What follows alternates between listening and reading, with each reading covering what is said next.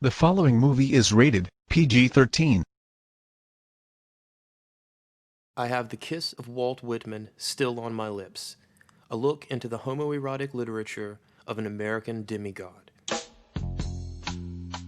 Walt Whitman was an American-born poet and journalist born in Long Island, New York in 1819. He played a major role in the transition between transcendentalism and realism, and is often called the father of free verse and the man who liberated poetry from rhyme.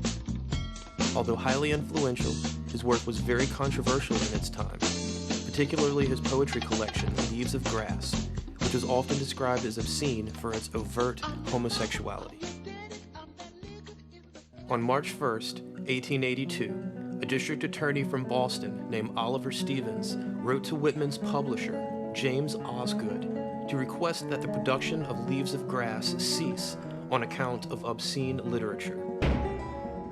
In his letter, he stated,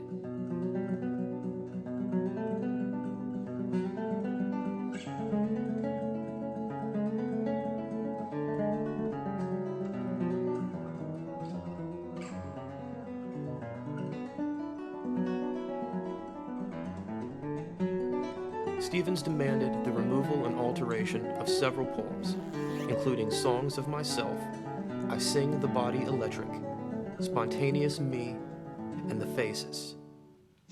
Whitman rejected this censorship, writing back to Osgood.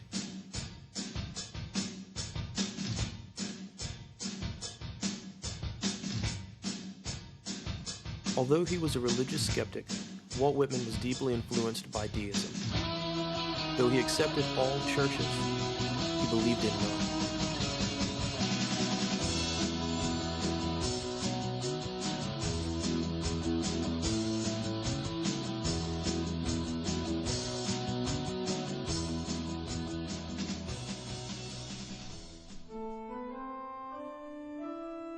Whitman had intense friendships with many men and boys throughout his life.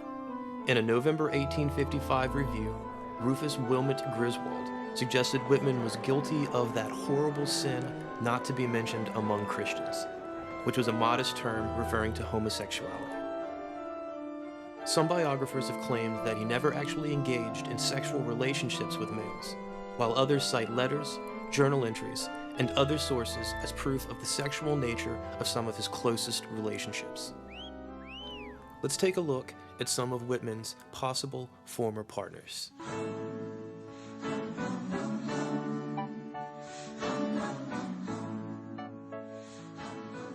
Peter George Doyle may be the most likely candidate for the love of Walt's life. The two men met in 1865 when 47-year-old Whitman boarded the horse-drawn streetcar where 22-year-old Doyle worked as a conductor.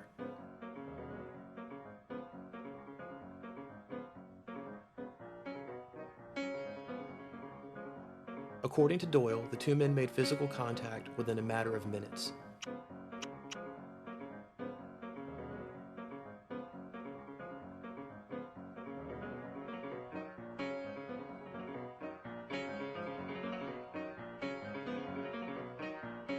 In his notebooks, Whitman disguised Doyle's initials using the code 16-4. His eyewitness account of the assassination of Abraham Lincoln at the Ford Theater is said to be the basis of the seminal poem, O Captain, My Captain.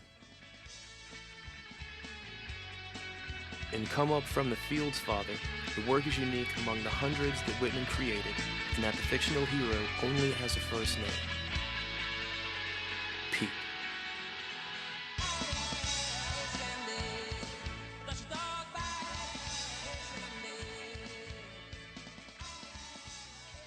Although none were as well established as Doyle, there has been speculation of romantic relationships with other males in Whitman's life.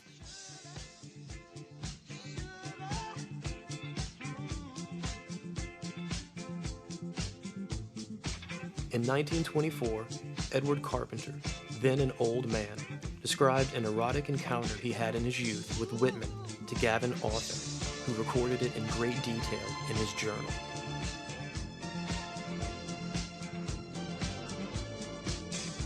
Bill Duckett was a 15-year-old boy that moved in with Whitman, living with him a number of years and serving him in various roles. Their relationship was close, described by Whitman as thick, with the youth sharing Whitman's money as a couple would.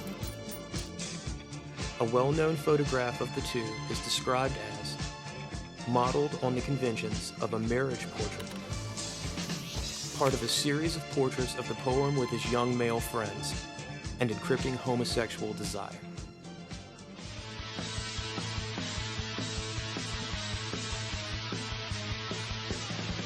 After traveling to America to meet Whitman in 1882, British author Oscar Wilde wrote to homosexual rights activist George Cecil Ives that there was no doubt about the great American poet's sexual orientation. I have the kiss of Walt Whitman still on my lips, he proudly proclaimed.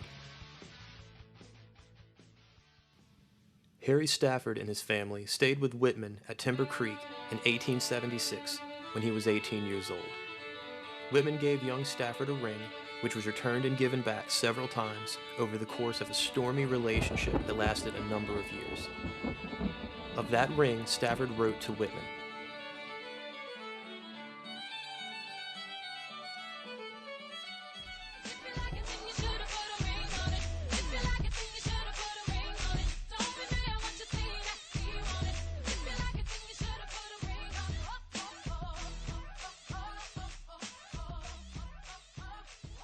Walt Whitman has been praised as America's first poet of democracy, as well as America's first homosexual author.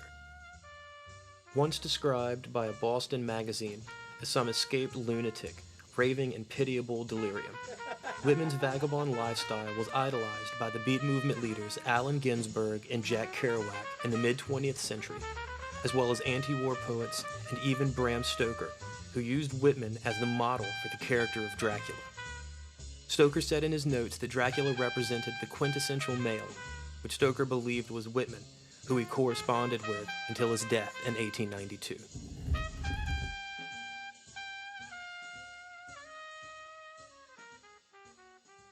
The literary critic Harold Bloom truly sums up the spirit of Walt Whitman in the introduction for the 150th anniversary of Leaves of Grass.